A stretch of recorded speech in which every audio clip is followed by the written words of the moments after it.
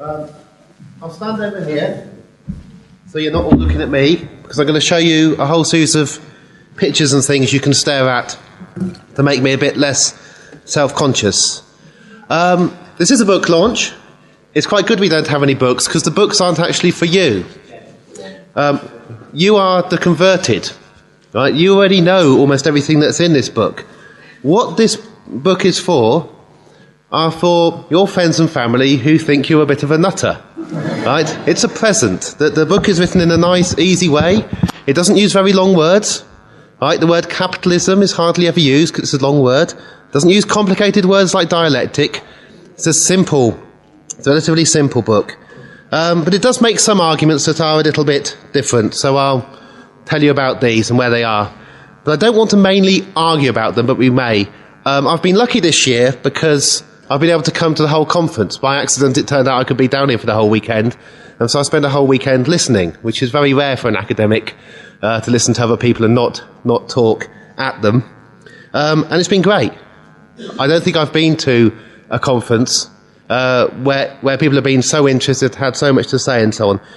The one thing I think is odd is that when people have attacked things or attacked each other, the closer they are to them, the more vicious they've been. So although socialists work outside with Tory scum as a headline, the Tories have actually received the least attacks that I've heard inside these meetings. And the nearer you get to the far left, the angrier people get. And it's a bit like violence in general. In case you ever need to know it, in case you're ever fearful about yourself, the person most likely to kill you is yourself. And then it'll be your lover, your father, or somebody who actually loves you, and then further and further away, the stranger is the least likely. And in a way, we're kind of most angry with each other. And although we think we're angry with outside, we argue inside ourselves a lot. So this is about looking outside a bit at the real enemy, a bit more than about internal fights. But as I said, I've got a lot of pictures. Let me put up some for you to see. The pictures here are done by Frank Horrobin, who is a socialist geographer from Sheffield 100 years ago. Worked for the Sheffield Telegraph originally. And this is one of his pictures of famous useless professors. The professor of applied lies, the professor of piffle, the professor of impartiality, and the professor of camouflage. And he was arguing, this picture is from the 1920s, about how useless academics were during the last big financial crisis. The argument I want to make, and I'll go through it in my 35 minutes, is that things don't stay the same. The system evolves. It reacts to what occurs.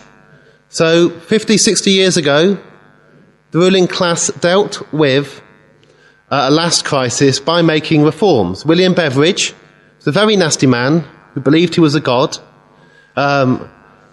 introduced or helped introduce the welfare state, and what he was really good at was spin. He came up with the great evils of want, disease, idleness and squalor. He came up with the words. There's a whole committee that came up with the reforms, but he came up with the words. I'm going to argue that these things have changed. Well, the main arguments have changed in terms of arguments that are used to support injustice and unfairness and what great social evils are now in rich countries. In the world as a whole, we have absolute immiseration again. The poorest are getting poorer, rates of starvation are rising. But in rich countries, you do not have absolute immiseration. The poorest, in terms of material possessions, have never had as much, and that is new. Tenets of injustice. I think you need to worry about what the core beliefs are which are out there, which say that the current system is good. And these beliefs are not just held by the rich, they're widely held by a very large number of people, including the majority of university students I meet, including people who are relatively low paid, but who are kind of evangelical activists for inequality. Taxpayers Alliance. The people who actually you see on telly for the Taxpayers Alliance are young people. They don't get paid them very much to say how much the rich don't want to be taxed. They actually believe the things they're saying, and we need to worry about them. The 5 tenets as written up there are that elitism is an efficient way of teaching people. Exclusion is simply necessary. Prejudice is a natural reaction. Greed is good for everybody. And despair is inevitable. You're just going to have a lot of people in despair at any one time. And it's the widespread acceptance of aspects of these things that I think is a problem and you have to argue against.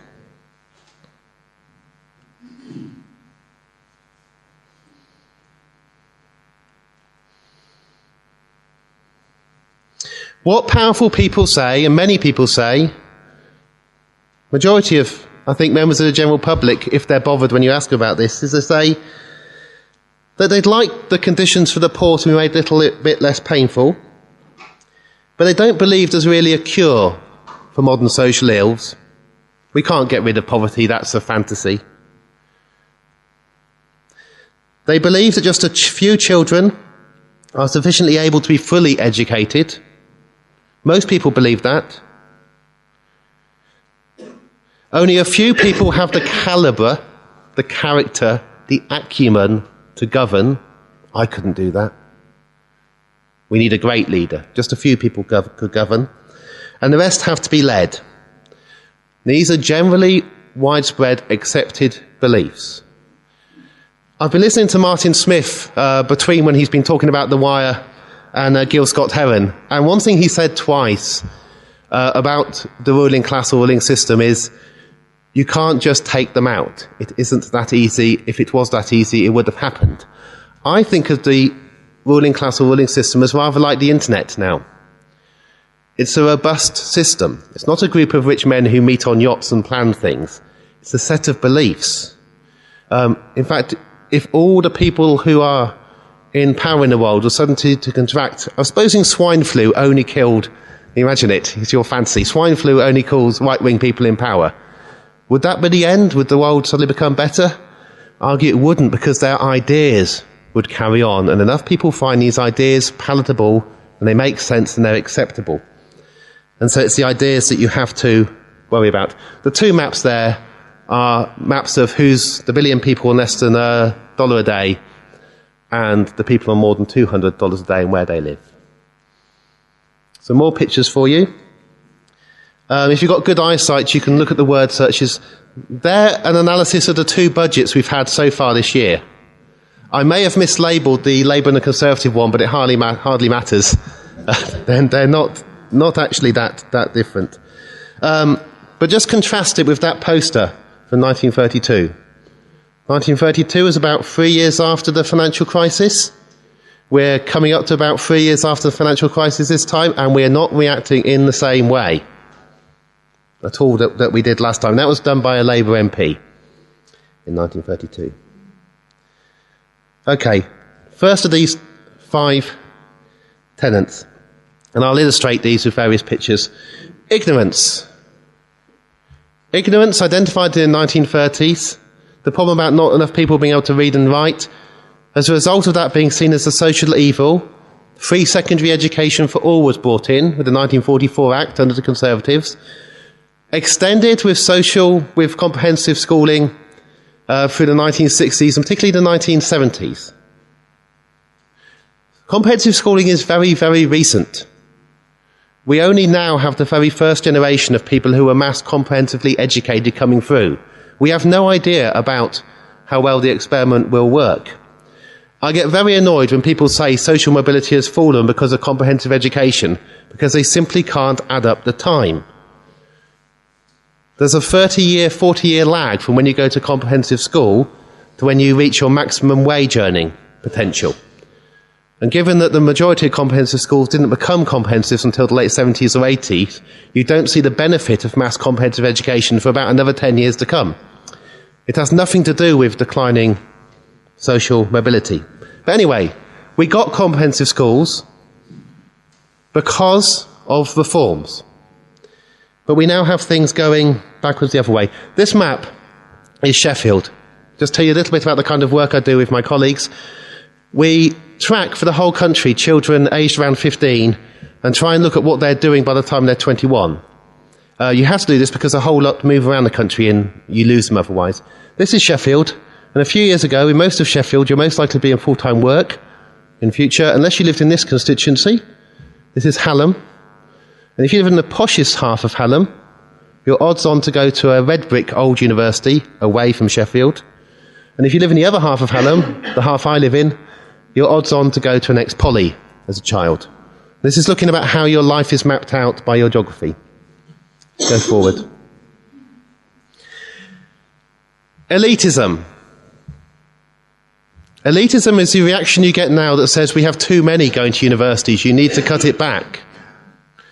We need to spend the most money on just a tiny proportion of students.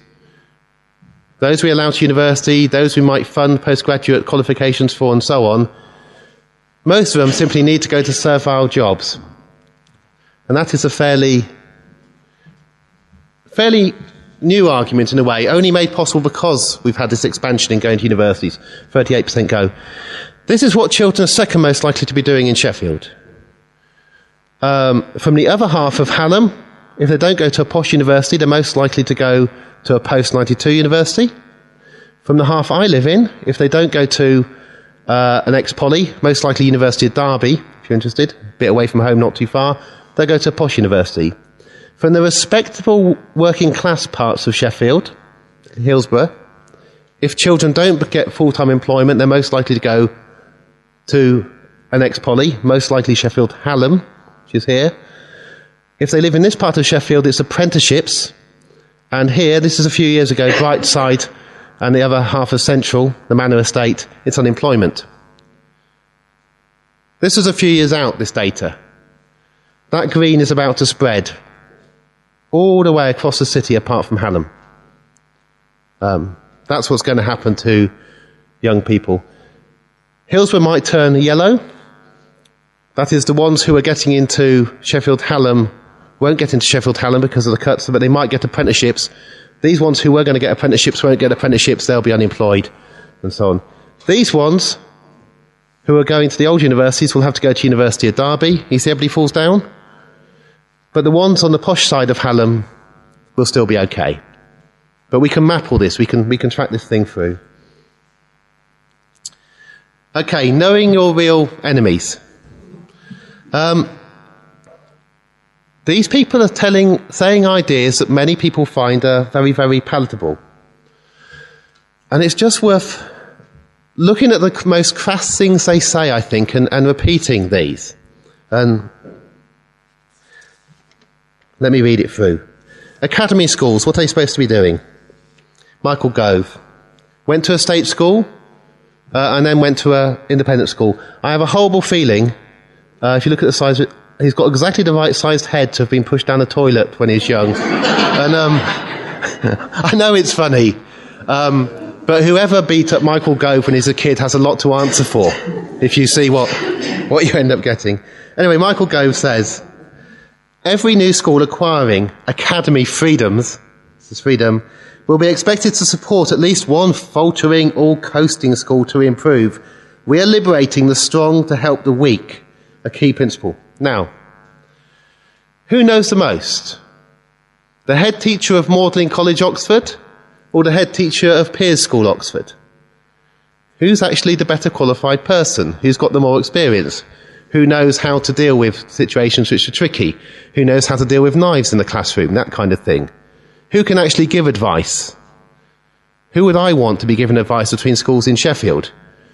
Would I want the head teachers of the tiny number of private schools that Sheffield has? Only 1% of children in Sheffield go private. Would I want them advising the comprehensives? Would I want the head teachers and other teachers from the comprehensives on the hill where it's easy to teach, where you're teaching the sons and daughters of university lecturers and doctors? Would I want the teachers teaching the easy classes to be advising teachers teaching areas where it's harder to teach? It's stupid. It's just stupid. And I think it would be useful if we pointed out more often the really simple, stupid things that are being said and suggested.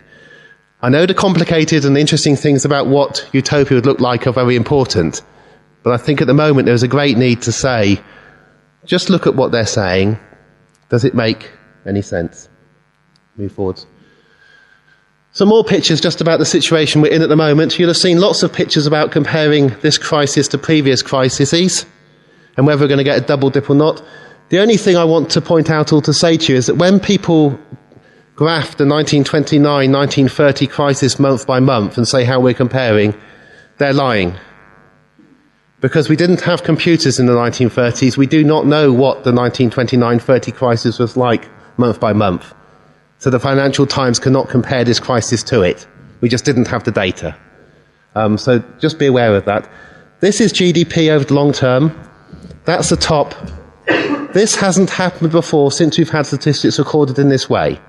We are in something which is new, right? Which is different from that time. Move forward again. Second one, I will speed up through these. Want. The old issue of absolute poverty, people starving, and so on. Reduced dramatically by the introduction of social security, full employment for all, or as near to it as we ever got, and so on. The map here is the map Seaborn Rowntree drew of the city of York when he talked about the servant-keeping classes and so on. And it was this kind of reformist, liberal work which changed these things. It's moving towards, now, a new kind of tenant that says, well, nobody's starving anymore, but there's no way in which we can't have a quarter of people, soon rising to a third, who will be socially excluded. Frank Field is questioning the child poverty target that all three parties signed up to, saying it may not be possible to have people living above 60% of median income. Exclusion, Frank Field is saying that form of exclusion is just necessary. It's too expensive. And this is becoming widely accepted. This is where we are at the moment. We're just up here. This yellow is the servant-keeping classes of London over 100 years ago, and the black is the vicious semi-criminal poor. And you're kind of heading back towards that. That is the plan, if you like. And so the coalition government's question is, when you cut the police by 40%, how do you man the kind of barricades here? Along that. Okay. And again, take their most stupid arguments. Use those. George, or Gideon. Anybody know what jobs he's had? He's had 2 jobs in his life, apart from MP. PA, or central office, Conservative Central Office, but before then he was in the real world, for a short amount of time. He was shelf stacker, yeah, for about 3 weeks he shelf stacked, and he entered some data for the NHS. He obviously didn't enjoy it. Anyway, right, the meanest cut of all is the cut of the maternity benefits. This is £190 you can get if you find you're pregnant and you keep your baby for 25 weeks past the point of abortion. And he said, sadly, he's so sad, you feel the sincerity, sadly there are further benefits which the country can no longer afford. So we will abolish the poorly targeted, this is targeted on the unborn, poorly targeted health in pregnancy grant from 2011.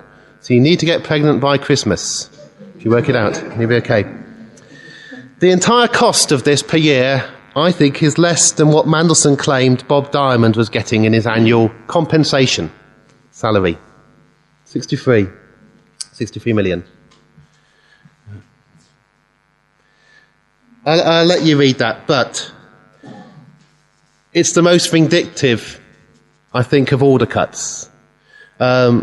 Mums with enough money don't go and claim it. Mums-to-be, £190 makes a huge difference to your life at a time when you basically need to be eating a bit of broccoli, because what happens to the baby depends on what's going into your body while you're pregnant. And for pure vindictiveness, they want to damage unborn children. I see no other reason than that. George might think that mums-to-be might have been like he was when he was a boy. He might be thinking, I won't get pregnant because I won't get my £190. I mean, it's possible. The man may be very, very stupid. But he's either very, very, very stupid or very, very nasty. I can't see any other possibility. And again, I would just emphasise these things in the coming years. They may be clever and nasty, and they might rescind this and give it back. there could be a very clever policy going on if let's be really mean in our first year and then roll back. But I doubt it, the way they're going. More graphics.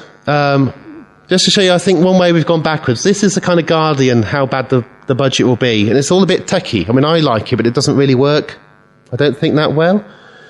This was the equivalent, I think this was from this is 1933. And I just, if I can't read from there, but basically, this is saying there's no need to work into your old age. There's no need for young people to go into work. We can do it a better way. We've lost the ability to produce these kind of graphics and messages as effectively as we did in the 1920s and 30s. We need to remember how to do that again. Speed up. This is Frank again, Sheffield Telegraph cartoonist, later moved to London. And this has been used recently, which shows what a gap there's been since the 1920s and 30s and now in terms of political cartoons, that we're going back to then and using their kind of cartoons. Idleness. Idleness was the problem of millions, mainly of men, of skilled men, being out of work in the 30s. Youth unemployment was almost non-existent in the 30s. Young people could get work because they were very cheap. Skilled men couldn't because they had to bring in enough money to keep a family going. Idleness has changed. We now have 1 million people under 25 unemployed, and that was throughout Labour, and it's rising rapidly. The difference between then and now is that then industry didn't have enough money to pay for skilled manual men. Now industry has enough money but can't be bothered. Bob Diamond is worth up to 63 million compensation a year for Barclays, but 1 million people under 24 are not worth any more than slightly less than £9 a day JSA. That's a change in thinking. That's a picture of what 1 million looks like. It's hard to think about 1 million. There's some more quotes about that. Show you one banker. Man brought in by the nationalisation of a bank, RBS. And you'll have heard this language a lot, but it's just worth reading out.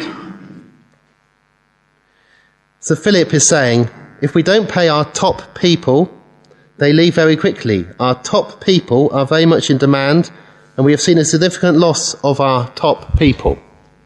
Right? It's a new form of prejudice. There are some people who are so wonderful that they need to be paid an enormous amount of money. In today's paper, it was revealed that Tony Guard's Met Police bodyguards rang up a bill of £20,000 to stay in a 5-star hotel when he went to visit, I've forgotten where it is, somewhere near Indonesia. Papua New Guinea? Somewhere like that. Somewhere very poor where he had to stay in a 5-star hotel. Because Tony Blair is a top person. Right? Which is why he's worth many, many millions. And I think it's worth emphasising this. Tiny aside before I speed it up. We've been asking people questions outside the conference on a couple of afternoons at the weekend. And these are questions about the world where we've asked 5 questions to members of this conference. Now, in general, people at this conference get these questions right more than the general public do, which you'd expect. But there's one question that you get wrong. And that question is, if you're asked about income distribution in Britain, what is the average family getting?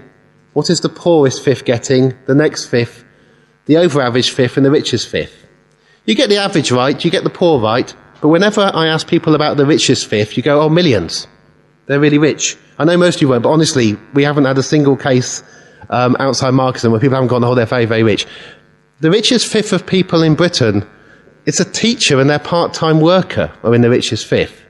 You're talking about £50,000 or £60,000 income. Right? The richest fifth are not necessarily your enemies. They are comprehensive school teachers and somebody working in a part-time job in social services. And they're in the richest fifth. So be aware how very, very small the number of people are on 100,000, 250,000 or more. There is solidarity with 99% of human beings in this country.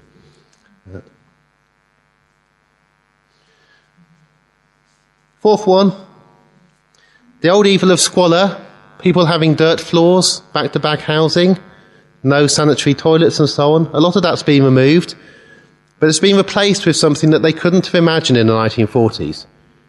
which is the idea that people would spend over half their income on housing. In the 1940s, you spent over half your income on food. And that's changed. The world changes. I think it's a useful thing to say. The tenets of 19th century belief don't always hold. It changes and it changes again. These graphs, this one is about income inequality. This is what the richest 1% had in 1918, which was about 18% of all income. It goes down to around about 6% of all income by 1978, and it goes up to 18% again now. It's rising. This is the inequality in Tory voting, which is very similar. As polarised now in the country as it was in 1918. Right, this is the era of reform. In some ways, reforms worked. The problem happened there. 1970s. And only in the USA and UK, to a much less extent in other industrialised countries. The new squalor is greed. The idea that greed is good, that it's okay to have greed. I just want to explain this graph at the very bottom, because I got an email from the president of the BMA about 3 weeks ago, sent to Richard Wilkinson, Kane Pickett and myself, where we'd written something recently saying that when inequality in income grows, inequality in health grows.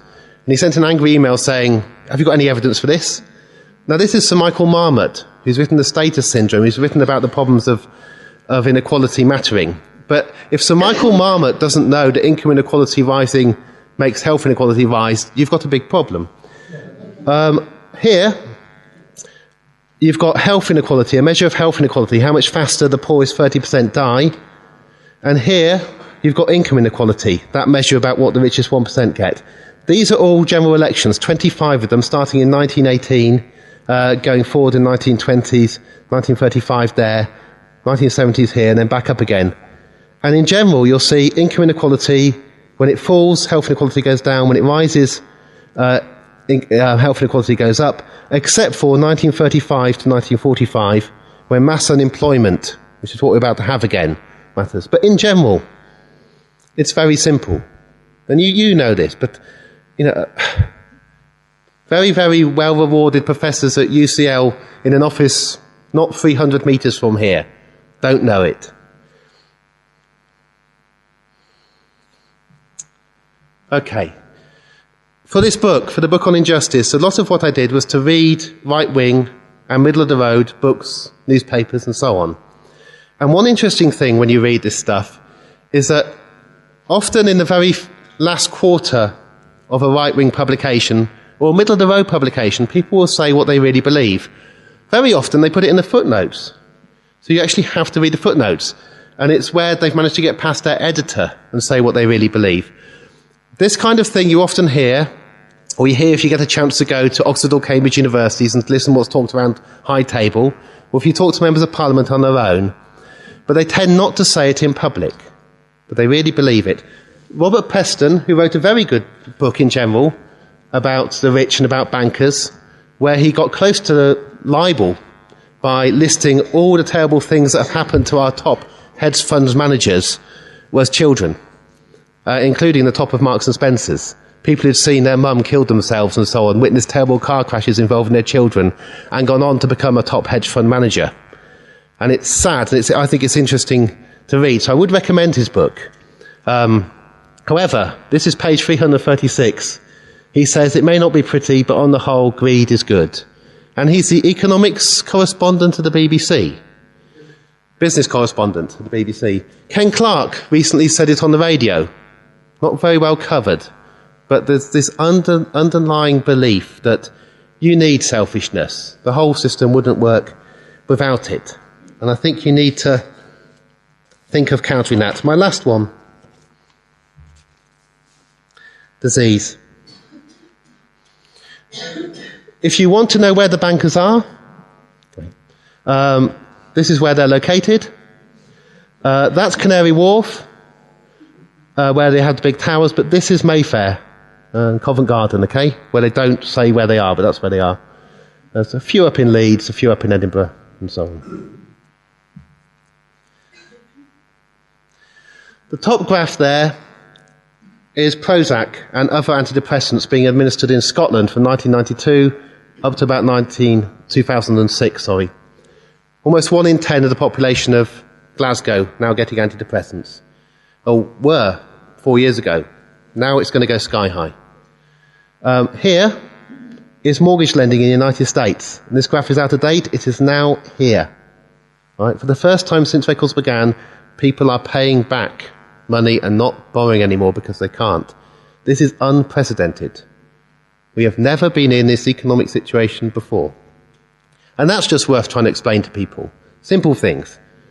We don't know. They don't know. The experts who are telling you what might happen don't know. They desperately don't want to frighten the markets or people, so they won't put up graphs like this. The data for this graph comes from the Federal Reserve. So it's not surprising that people are getting depressed and anxious. There are good reasons to think, please give me Prozac. There are good reasons to be depressed, because the future is frightening. Last pictures. If you Google David Cameron, Cameron Diaz still wins. And I'm kind of hoping that'll be the case still in 5 years' time. But these are the kind of things we can despair about. Celebrity culture dominating. The main news on GMTV today was not the 40% cuts. It's that Cheryl Cole may be having a slight nervous breakdown, but should be okay again soon. Winner takes all capitalism. Political parties being run by aristocrats and millionaires. Just remind people about the wealth of the cabinet. I remember who's a millionaire, but I remember in the seven that aren't. And take the mickey out of Eric Pickles for the fact he hasn't got $1 million. But anyway, 2 more slides and then I am done.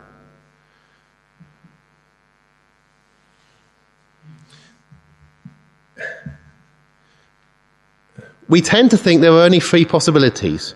Reactionary politics, reformist politics, or revolution. I have a feeling that there may be more than that, and we may not know. I think it's worth looking at the huge variation in capitalist countries. This figure is the inequality between the richest and poorest tenth. It's highest in Singapore. USA, the richest tenth, get 15.9 times the poorest. We are the 4th most unequal out of 25 richest countries. We are more unequal than Israel. This country is weirder than Israel. If you're trying to understand what it's like to be in Britain, just think we are more unequal than Israel. And here are the most equal 5 countries: Germany, Sweden, Norway, Finland and Japan. By no way are these wonderful places to live in, but they are so different to live in to here. Now, often when I say this, people say, but I come from Japan or Germany and it's terrible. And everybody says it's terrible. But you have to step back and look at how long do people live for? How are they educated? Can they read and write and other things? Do the trains work? Why do the trains work? Simple things like this. Okay. Final slide. I'll let you read that. I'll just talk to you about this last picture here. This is about who's using up the most planets and so on. And all these countries, which is 25, use up between about 5 planets and at least 3 planets each. So they're all unsustainable. And I think one thing which is lacking from left-wing politics is a realization that industrial capitalism or industrial communism can't carry on as it is. There just isn't enough nickel and zinc and copper and oil and so on. This last picture here is the world stretched. It's a famous map. It's the Earth at night map. But on the Earth at night map, which is the idea of what the planet might look like if you could take a photograph at night, most of the world is dark because people don't live in most of the world. They don't live in the Sahara. They don't live in the Amazon. So it's dark. Here we've stretched the map. So this is China, this is India, this is Africa, this is Europe. And everybody gets an equal amount of space on this map. And again, we've coloured it by where the lights are. So there's the eastern seaboard of the USA. Here we are. Here's Japan. Now, there are 2 ways of looking at this map. One way of looking at this map is to say it's a map of all the people who cannot afford electricity, who cannot afford to read at night and so on. It's a map of world poverty. The other way of looking at this map is to say it's a map of those people who are so rich that they can afford to shine light up into the sky. And I think we need to think about both those things when you're trying to think about how you're going to get to a better world. Thank you very much.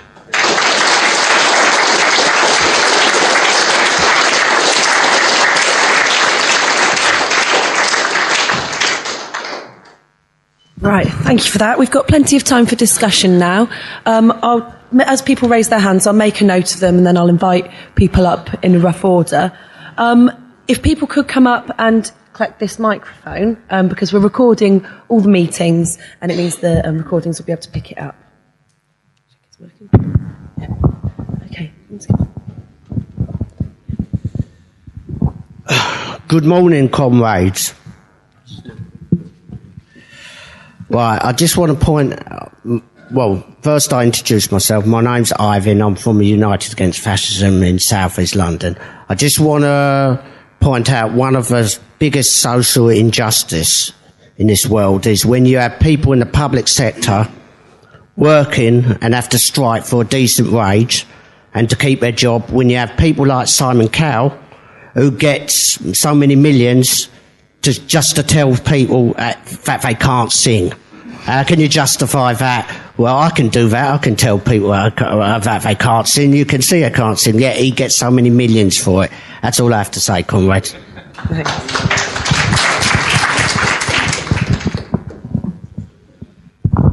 Thank you for an excellent talk. My concern is what's happened with the schooling education in this country, where we're now moving to the Swedish flawed model of free schools, free from local authority control. And yesterday I was reading in the Times, and they were actually saying there was so much political tinkering in education that one of the I think it's Grove has now decided that Oxford, Cambridge and Imperial College have to set up their own A-level system. And it seems that, I remember about 10 or 15 years ago, this headmaster at a private school said, we have an apartheid system in education. I noticed the word apartheid was used. What concerns me is, we seem to have an Orwellian system in this country in many different levels, where those who have the money have the best education. They do the old O-level, the IGCSEs. Those who have the least education, those who are not wealthy, end up doing a curriculum that's not intellectually stimulating and gets them to think.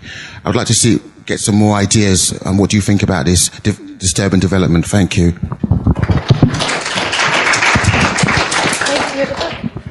I forgot to say, actually, when people have spoken, if people could try and keep their contributions to 3 minutes, after 2 I'll tap on the microphone, and after 3 I'll tap very loudly, and then you need to stop. Ian Ferguson from Glasgow, and at the moment, not in Prozac, but who knows.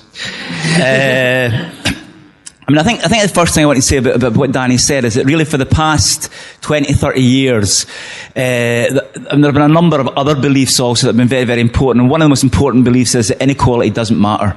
And some we've heard from Mandos and from Blair and so on and so forth. It actually doesn't matter how many millionaires there are. It's a good thing. And as we all know, Mandelson was intensely relaxed about people becoming filthy rich. And I think the importance, and I think it is really important, the work of people like Danny and the work of people like Richard Wilkinson and Kate Pickett and the work of people like Oliver James is actually to expose a lot of that stuff as nonsense. That actually these ideas and these beliefs have actually been enormously damaging to people's health and to people's relationships and all the rest of it. And so I think it's really important that we challenge what Marx many years ago called the ruling ideas. But so I think we have to start from welcoming that. But I also just want to come back on a couple of things that Danny said that I think we need to look at a little bit more closely. I mean, first of all, I think ideas are important. Ideas actually sustain the way. They're one of the ways in which the ruling class rules. But I think as the workers in Greece and elsewhere are currently finding, it's not simply a matter of challenging ideas. What happens when you challenge these ideas in the street, you realise that behind these ideas there's a very, very solid apparatus of police, army, guns, etc., etc., etc. In other words, this thing called the state. So the notion that we can simply challenge, if we challenge ideas, somehow things will change. Challenging ideas is part of the process, but actually we have to recognise that the ideas are actually there to justify a whole state apparatus and a whole system. And I think that kind of brings on to the second point, because again we ask, where do these ideas come from? Why is it? Because actually a lot of the ideas that Danny has spoken about were actually not the dominant ideas 40 years ago. So what has changed? Why are they dominant now? Why were they not dominant then? And I think the reality is that actually the ideas that dominate at a particular time and the ideas that dominate right now are very much a reflection of the fact in the 1970s capitalism went into crisis, and so we got this thing called neoliberalism. right? Which was actually an attempt by the ruling class to actually justify, really to attack a lot of the gains and a lot of the beliefs that have been very popular during that earlier period. But I think, therefore, it's not simply about challenging the ideas. The reality is that one of the reasons, and so just another little point I take up with Danny, I think, I've read Danny's book, and people commonly should read the book, but there is a suggestion that actually, and I think he actually uses the phrase at one point, that in the 1970s, people never knew they had it so good, that things were really good in the 70s, and similarly, I think in Danny's work, and Richard Wilkins and Kate Pickett's work, there's a suggestion that actually Germany, is a much better place to live, Japan's a much better place to live, and actually, two things. First of all, actually, if you look at Japan in particular at the moment, suicide rates are going through the roof. There are a higher level of suicides than any country in the world. People are miserable, people have no hope in the future, etc., etc. Inequality is rising. And the reason for that, and I'll finishing this point, is that actually the issue is not simply the ideas, the issue is not simply inequality, the issue is that we live in a system which is based on the exploitation of the mass of people by a tiny number of others. And part of challenging that is to challenge the ideas, but above all, if we really want to change the kind of things that Danny's talked about, we actually need to overthrow that system.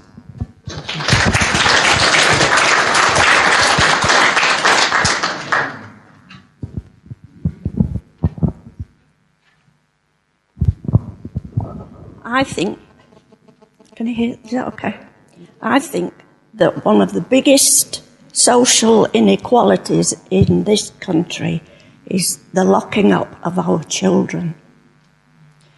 And what is even worse, these young offenders' institutions are now wholly in the hands of private profiteers.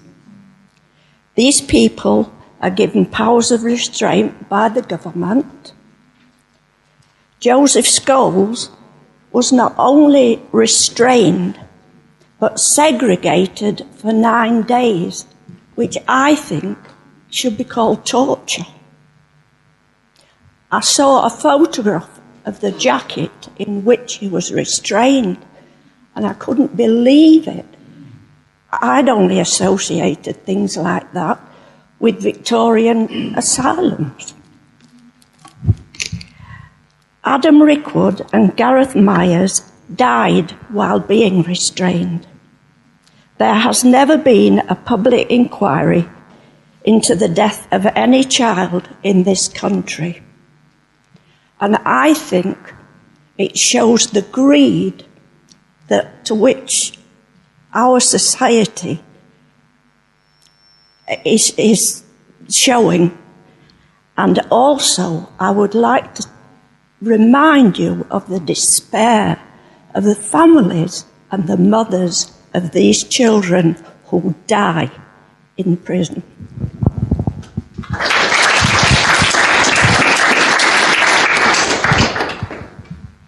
Thank you. I'd like to go back to the whole education side of things, because I work in education. I work in a further education college.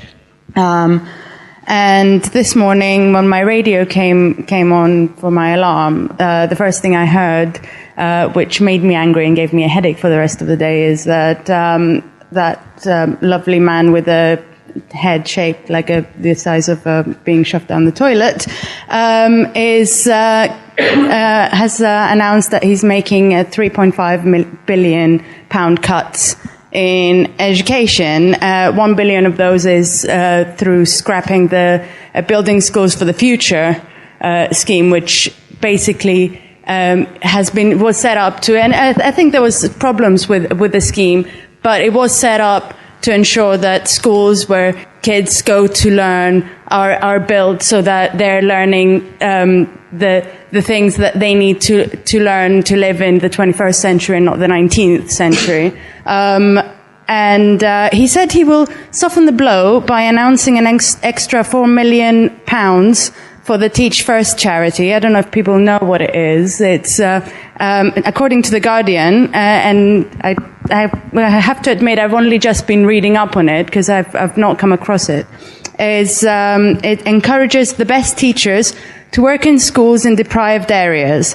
And I want to go back to what Danny said near the beginning of his talk about the whole idea of getting heads of successful schools, advising the heads of failing schools And it is absolutely an ideological attack, paired with a financial attack, obviously with cuts, which basically says if you're an Oxbridge graduate, you are better equipped to teach the kids in Newham, one of the poorest boroughs.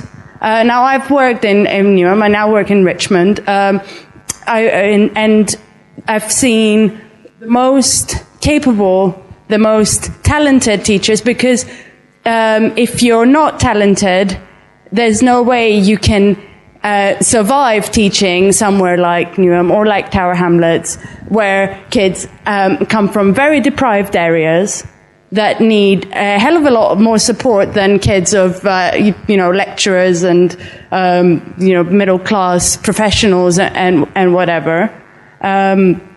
So I think it's absolutely patronizing and an absolutely ideological attack on what education is for and who education is for. And I think I'm going to leave it there. I've got tons more that I'm angry about, but I'm going to leave it there because I've gone over my time.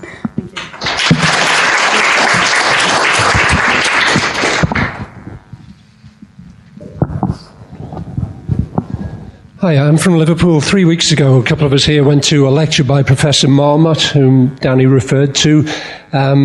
It's a lecture series. I've seen Richard Dawkins. It's really good, and you get free wine and nibbles at the end of it, so it's a very pleasant way of passing an evening. Professor Marmot, I'd never heard of before, but apparently he's very famous, very well known, very urbane, nice chap who was presented a series of graphs about inequality in Britain and throughout the world.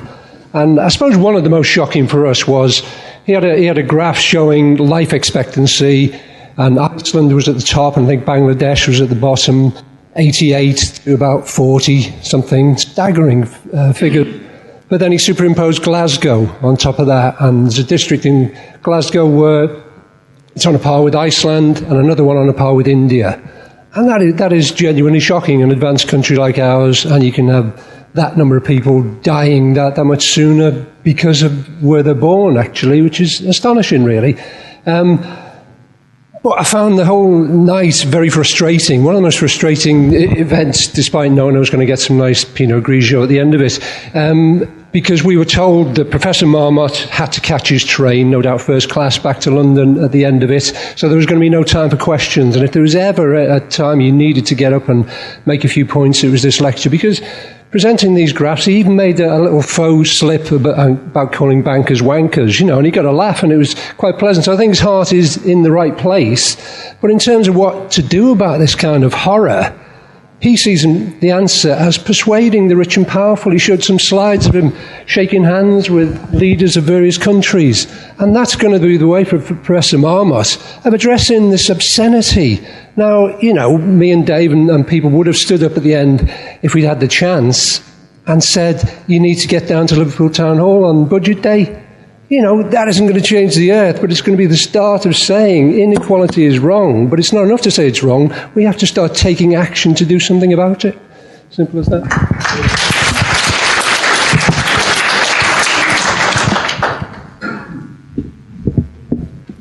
Thanks. I think your work and also the work of Wilkinson and Pickett marks a sea change on the issue of inequality, because I think there is now a body of literature which socialists can make ready use of in terms of the way in which they address inequality and poverty. So I think there is something really important there, and also I think it's having a real impact in terms of challenging the argument that actually we don't need to worry about poverty, it's social exclusion that matters. And I think your work, and particularly that of Wilkinson and Pickett, really actually goes to the heart that poverty and inequality do matter. Having said that, I think there is still a number of questions which we need to look at, and I think there's some problems in some ways, in some of the ways that you've addressed this, in terms of the causes of the new forms of inequality, and also by consequence the conclusions to that. So let me just give you one example. In your work on the issue of education, you suggest that the accidental byproduct of mass education and higher education is this rise of elitism, and the elitism that comes through qualifications and so on and so forth. And now let's just think about that for a second, because the implication, I think, in some parts of your work is that all of us are to blame for that elitism. All of us actually have to play a part in replicating and furthering that elitism. And I think that's really problematic. In the chapter on education, you make the point yourself that 7% of schools provide 50% of university places. They're the public schools. Yet we need to look at that disparity in terms of access to higher education and not simply assume that we're all actually guilty of this. Some people benefit through the mass higher education more than others. And the vast majority of the population do not benefit at all from this rise of elitism, even if they are the beneficiaries of these new certificates that they happen to be getting. We're not the cause of the rising inequality, even though we may actually receive things that our parents never did. Okay, that's important, I think, because it gets to the question of where the solution to this lies. And class isn't a big word. It's not a word that confuses people. But I don't criticise anybody for not putting class into a book or into some work. But I think it does necessarily mean we have to actually address the question of class. And we have to actually ensure that the work that we do generate can be interpreted in a class perspective. And so I think part of the issue is not simply identifying the problem, but also the causes. And I think suggesting that the vast majority of the first world's population are to blame or are complicit in this rise in inequality actually doesn't help us in terms of finding solutions. And I think we have to say, yes, there is this change that took place from our parents' generations. Yes, you're quite right that the five evils have changed, but actually we're not to blame for that, and we're equally just as much victims of it as the very poorest in society.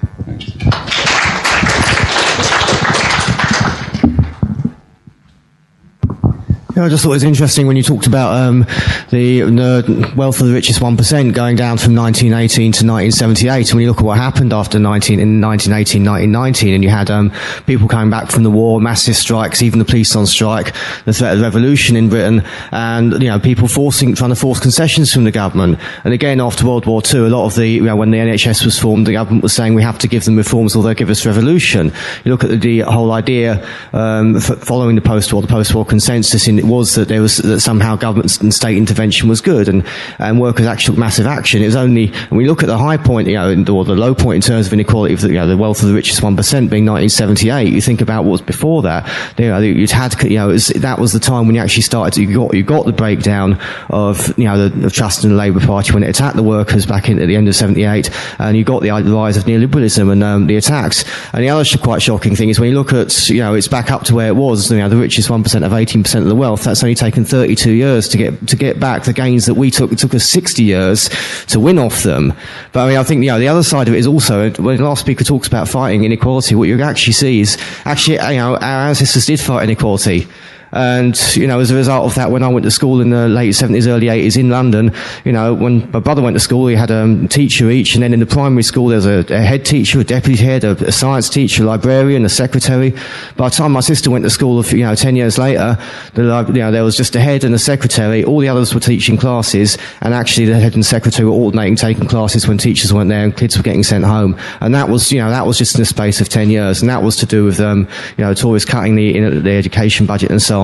But people fought for that, and actually, we had a very progressive curriculum, and again, that was something the teachers had fought for in the 60s and 70s and won. They won that, and that has been taken back off us, and we have to go back out and I think pass the message on to people. Actually, we need to start rebuilding that struggle.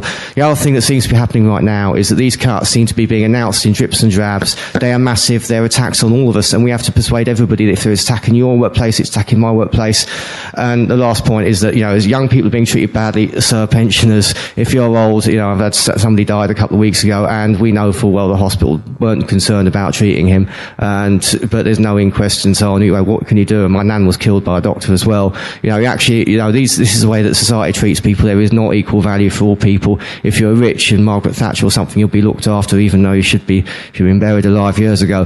But, but we would look after all old people from the working class. But we can learn the traditions. We can learn the traditions that we've won these things in the past. We have to start winning them back now, because our lives are going to be immeasurably worse if we don't.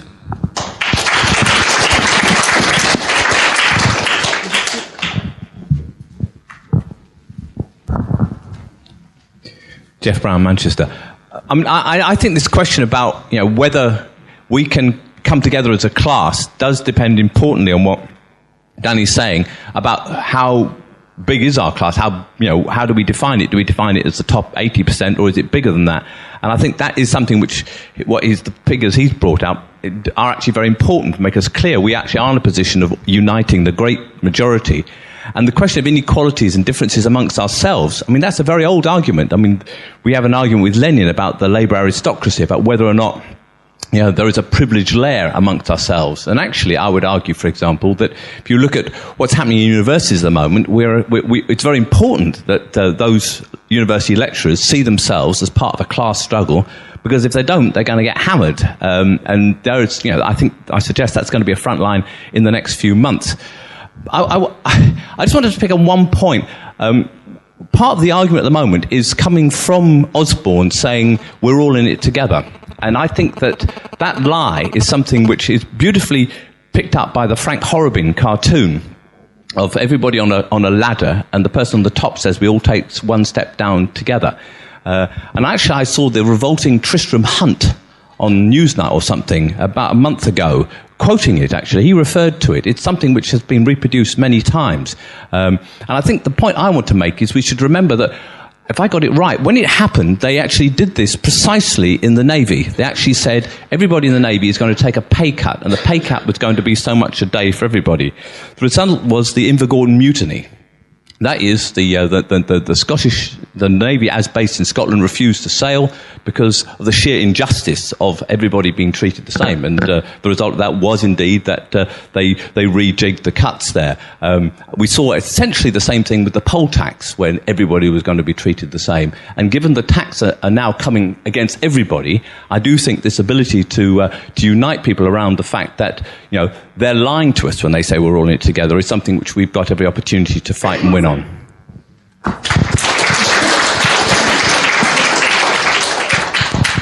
Cheers. I just want to say something more about, this idea that, the idea about ideas, that we are convinced, aren't we? They try to convince us all the time, this is how society always has been and how it always will be, and then therefore people can't fight, or you just have to accept it, or greed is good, or, only very clever people can run society and all the rest of it. And I think that,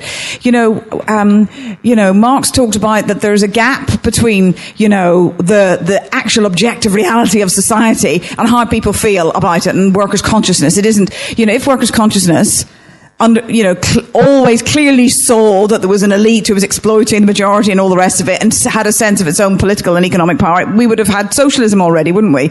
And there is a gap, and it's how does that get overcome? Because I think the system does atomize us.